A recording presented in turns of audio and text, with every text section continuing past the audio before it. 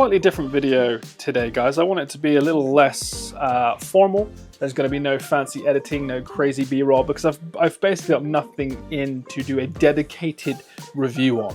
And I still want to make videos. I want to produce more, maybe like this. So in this video, I'm going to showcase a couple of things that I've got in that I am really excited about, which I'm going to unbox in a better form factor than this vlog style. The first being something I picked up recently, and I've been to Japan, which I couldn't really showcase because it was for some contract work which I was doing. But there's this awesome rare limited edition Tamagotchi / Chogokin handheld version that I'm obsessed with. I haven't opened it, so we'll open that shortly as well. And also a modder, and you guys know I love my kind of modded handhelds because they just get crazier and crazier every year. This one here is a modified ruler with a handheld inside. This thing was crowdfunded, it was backed, it was a success. It's called the Retro-Ruler by Retro-sect. It can play Game Boy Color. So I'll take a closer look at that on my second camera with bird's eye view down. But also more importantly, I want to share with you a product that we've been working on for, wow, I would say a year. You may have seen the Dodo display that we showcased in wood and the acrylic. That has been an absolute ball ache to produce, to find manufacturers for. And as a first product, that's just taken up so much time and it's taking so much investment that we're holding fire on that at the moment, because there's no sustainable and reliable way of manufacturing it that makes me feel comfortable doing so. Because I don't really want to be building something that damages the world, that takes trees. So we've come up with a starter product, two starter products, but I just want to showcase one. And it is, the prototype is here, but I've got it working down here. Is this, and this is in white plastic. This is 3D printed. We're going something different. We're going to be using 100% recycled materials, which is going to look super cool. I have yet to get the prototypes in, but we're talking with a manufacturer now here in the UK that I really like. And the brand we're going with is GAMENOOK. So you can check out the landing page, gamenook.co.uk, to be one of the first to kind of get the deals and get the products, because we're only going to be making about 100 of these. And it's not going to look like this. It's going to look far better in a more unique way with 100% recycled plastic. So it's going to have this really unique look. There's an example here for you of a stand that isn't ours. This is just a sample. But you kind of get the idea there. And it's going to help the planet as well. I think it's going to be really cool. But what we're going to be using it for is this. And I hope I don't break this. But this here is a display stand for a wide number of handhelds. The Game Boy DMG is just one we're going for. It can fit up to 5 cartridges, 4 AA's, and it will display your handheld in a really cool fashion. And I'm obsessed with it at the moment, because not only can it house your Game Boy, but I've also got my Mod Retro Chromatic here, which also uses cartridges and also uses AA batteries, and it can be displayed like so. Hope you can see that. And I just love the way the cartridges are in the back, ready to pick up and play with replacement batteries, and I love it. And I think the colorways and the 100% recycled plastic is going to open up a really cool way to display your handhelds. And they're going to be cheap as well. It can display your Analog Pocket, Game Boy Advance cartridges, and so on. So it's going to be a really cool starter product that I'm obsessed with at the moment. And I can't wait to kind of get it out the door. But we are waiting on manufacturing. And we're also looking at developing a product for graded cards. So I'm a bit of a collector, as you guys know, so we're working on something as well at the same time that's going to display graded Pokemon cards in a really cool fashion. So without further ado, let's jump onto my main camera and let's open up this. And also in this video, we're going to be heading over to Retro-sect, one of my favorite retro gaming stores here in the UK, because we're going to be doing an event together. We're going to be putting on an event at his place here in the UK on the 20th of September. We're going to be bringing the retro gaming community together. We're going to bring you guys along, for those of you that are in the UK and want to come along for a really cool afternoon. We're going to showcase his stuff. I'm going to bring over a pizza van and a coffee van and just have a really cool day with like-minded folks that are into retro gaming. Hopefully a couple of YouTubers will come, and hopefully I'll be able to line up some brands that come along too. Hopefully I will have those products in so people can get first dibs on them, but who knows. So in this video, that's what you'll see, but let's jump into the unboxings and a look at the retro ruler as well, because that's badass. I vividly remember playing with my Tamagotchi as a kid, and there was a bunch of variations throughout the years, but this one has been one of the most unique in the last few years, I would say. And it's a Chogokin / Tamagotchi collaboration, exclusive in Japan, and I managed to pick one up for around about, I think it was like 70-80 bucks. I'm not sure if I'm going to play with this because I have enough things to play on, but I am intrigued to see how it looks and what the actual robot is like. The robot takes inspiration from Tamagotchi's UFO, which has been around for ages. So they decided to basically allow you to put a Tamagotchi into the UFO to create a limited edition robot here, which looks adorable. So it comes in like, wow, that's metal. I actually think that's full-blown metal. Oh, okay, yeah, that is a very heavy action figure, I guess. So this is a limited edition Tamagotchi with a little keychain there.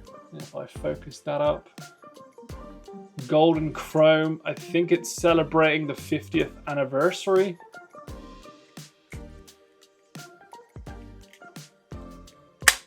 Okay, lovely. Look at that. Oh wow, that is adorable. So that is what the action figure looks like with the Tamagotchi inside. That's adorable. And now I guess we somehow transform this into a UFO.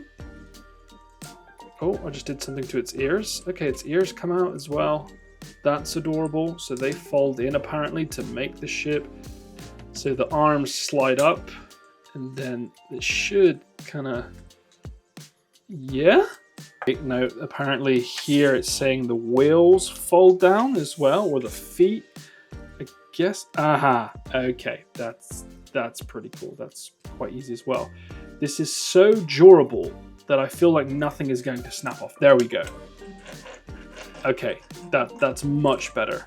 That is awesome. Is it 70 bucks awesome? I'll let you decide, but I am well chuffed with that. That is cool. Originally, this was crowdfunded and the modding community went mad for it. It was a success, and now this is their up-to-date version. I really love the fact that they've added on the backers' names as well to the back of the handheld. It's also sponsored by PCBWay. So, you know, there's a lot of community drive going on behind this, which I absolutely love. It is small, like a typical pen. You know, this goes up to 15 centimeters. It's a typical ruler here, very thin. You've got the battery here, the, I think, 1.5-inch display, which is absolutely tiny. You've got your action buttons, you've got your processor, you've got your speakers, you've got your USB-C port, SD card, and just a quick hold of the on button will reveal the screen. And because I was playing Pokemon Gold, or Silver, sorry, or one of them, it's just left off from my save. Now it is a square display, so a lot of consoles will work fine with a small border if it's 4x3, but Game Boy games are predominantly what I've been playing on here because they just feel and look great on this incy-wincy display. Raphael did leave a big letter too, and I want to go over a few things because he's obviously incredibly passionate about this. So I'll read this while there's some B-roll. To my knowledge, the Retro Ruler is the first device that combines the full functionality of a ruler with the ability to emulate retro systems. Due to its small size and thus limited battery capacity, I had to use a new low power microcomputer, which means it can't compete with more powerful handhelds in terms of pure performance. Instead, think of it as a quirky gadget for collectors or as a fun replacement for your regular ruler. Because of the hardware constraints, emulation is not perfect, especially on SNES and Mega Drive. It has a fully custom PCB open sourced on GitHub for repairability. I've included a blank PCB if you want to see what that looks like. The enclosure and buttons are 3D printed in ABS-like plastic. You'll notice some imperfections, especially on the sides. I'm still tweaking the settings to improve quality of the final version. The firmware is based on the excellent open source Retro-Go project by Ducelix. It was originally made for the Odroid Go. Wow, I remember that device back in the day. But Raphael, thanks a bunch for sending this over. I will probably do a dedicated article on this, but I wanted to give our YouTube community a look at what the modding community is doing because it's super awesome. So this is one of my favorite retro game shops here in the UK. I've done a separate video on it before, so if you want to see a full tour, there will be links below. But today I'm just here to talk to Ben about the future event we're doing and looking at his stock, because he always gets a refresh of stock in that I absolutely love. So I want to show you around some of my favorites and some of the new stuff that Ben's got in as well. But let's take a look round. I remember having these as a kid. Extreme Dinos, I think they're called. A little bit like the Street Sharks back in the day. Still semi-affordable now, you know, depending on the condition. But I remember those. And down here as well, a ton of Micro Machines and Mighty Max toys as well, which are still, you know, highly collectible, and there's so many to choose from as well. One thing I really like with Ben's shop is the array of handhelds and these weird tabletop devices as well, which come in an array of different types. Like this one here, boxed Bandai Gundam tabletop. You can see some of the artwork in the background. Got the infamous Donkey Kong Jr. as well. Stunning condition, but there's just so many weird and wacky handhelds from the 80s and early 90s that are just really nice to see in person here in this store. And if we go over near the desk, or the checkout, sorry, a bunch of boxed and unboxed Game Boys as well to choose from. Ben just got back from a trip in Japan, so there's some really unique Japanese variants too, like the Neo Geo Pocket Flash, which you don't really see, especially boxed. And obviously Ben just got in this, not from a trip from Japan, but that's a beautiful looking PSP.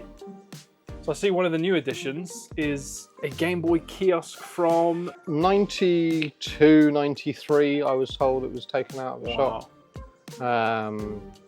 I bought it straight off eBay, off a family that had it in their house since their dad took it out of the shop. Wow. In, yeah, 92 or 93. So yeah, as far as I can tell, it sat in someone's front room for 30 years, and then I bought it off them. Wow. Which is why it's in the condition that it is, I guess. I've never seen one like this condition. Yeah. Well, it's got the original sticker on the on the front there. That is basically all that differentiates it from a regular Game Boy. Although it says it won't work if you take it out, it's kind of rubbish, really. So is there batteries in the back that you have to? Oh. No, it uses. You can't see it, but you've got the power plugged in the side there, and then a headphone cable that plugs into a little amp. Tell me about this here. You don't see this often. A test PS2. Yeah. Is that UK? I mean, I don't know where this particular one would have come from, other than the fact that it's European. It would have been in a development studio for them to test their games on. So they did two different ones. They did one that says test on it, which is purely for playtesting. And then they did another one which says tool on it, which is a debugging console and has extra software built into it for debugging, basically. And this here, I've never seen that PSP. Oh, the PSP. That's a beauty. Yeah. Don't ask me too much about Gundam, because I don't know much about Gundam. but it's a very nice looking PSP. The blacked out button. Was blacked out button? They blacked out the. Oh no. It No. looked like from afar. It looked like Yeah, they blacked no. out. Buttons on the front are the same, but then on the rear you've got the Gundam Principality of Zeon. And it usually comes with that game in the box, and that's the other Gundam game in the series that I've just bundled up with it. Very nice. But they're Japanese only. Good condition, that and the box. Really nice condition. You don't see them over here at all. You see there's a Final Fantasy one you see from time to time, and a couple of others. I had a Grand Theft Auto Vice City. Yeah, Vice City one a while ago. In the watches as well, we're publishing an article on vintage gaming watches, and Ben always has some really cool ones. Like this Sonic one is not one I've seen before. Zelda, Super Mario, Star Fox, Batman. So cool.